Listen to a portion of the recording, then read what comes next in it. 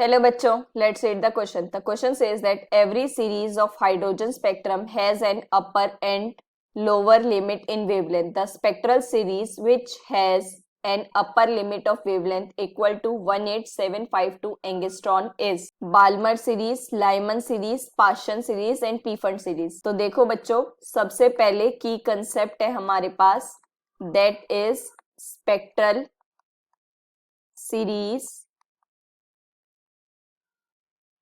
Bohr's theory, wavelength for transitions in hydrogen, Rydberg constant. तो देखो बच्चों, वेवलेंथ के लिए एक्सप्रेशन होता है हमारे पास from Bohr's theory, that is 1 by lambda is equals to r 1 by n1 square minus 1 by n2 square. ठीक है बच्चों, तो अब देखो ये क्या होता है हमारे पास, ये आपके पास कुछ हाइड्रोजन का स्पेक्ट्रम इस तरीके से है जहां पर वेव नंबर आपके पास n equals to 1 to 2 3 and 4.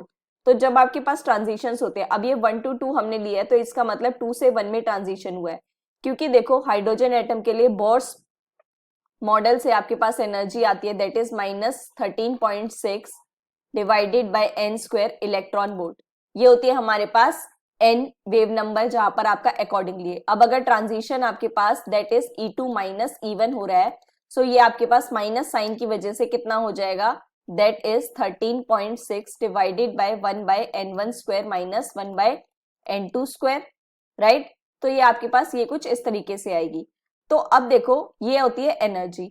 अब एनर्जी और वेवलेंथ में रिलेशन होता है एच न्यू, जहां पे न्यू है फ्रीक्वेंसी, तो ये कितनी हो जाती है h c by lambda. Accordingly 1 by lambda कितना आएगा आपके पास, that is E by h c. So ये वैल्यूज रखने पर आपके पास आता है दैट इज आर कांस्टेंट हम लेते हैं and then it will be 1 by n1 square minus 1 by n2 square. ठीक है बच्चों, सो जो ये आपके पास आर है ये क्या है आपके पास, दैट इज रिडबर्ग कांस्टेंट. ठीक है बच्चों, सो अब देखो स्पेक्ट्रल सीरीज के आपके पास जो होती हैं that is Lyman, Balmer, Paschen, Brackett, Pfund, ये सीरीज है. अब इन सीरीज में क्या होता है आपके पास, जो आपके पास ट्रांजिशन फाइनल स्टेट होती है दैट इज अब ये 2 से 1 में हो रहा है. ठीक है, तो ये आपके पास 1 जो है वो फाइनल स्टेट है. सो इसका मतलब जो आपके पास इनिशियल आपके पास फर्दर कुछ भी हो सकती है, क्योंकि नेक्स्ट स्टेट से देखो आपके पास ट्रांजिशन ऊपर वाली स्टेट से नीचे वाली स्टेट पे होगा, राइट. सो यहाँ पर आपकी फाइनल स्टेट होगी 1, तो इसका मतलब ये होएगा 2 3 4 अप टू जहां से भी आपके पास इंफिनिटी से जाएगी, बट फाइनल स्टेट आपकी 1 फिक्स है दैट इज लाइमन सीरीज.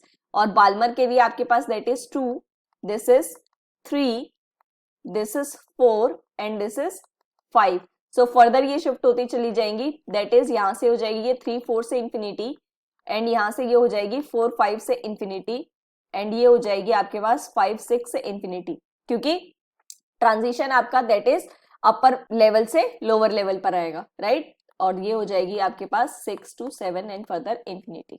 ठीक है बच्चों, सो इसका मतलब 1 by lambda is equals to R 1 by n1 square minus 1 by n2 square.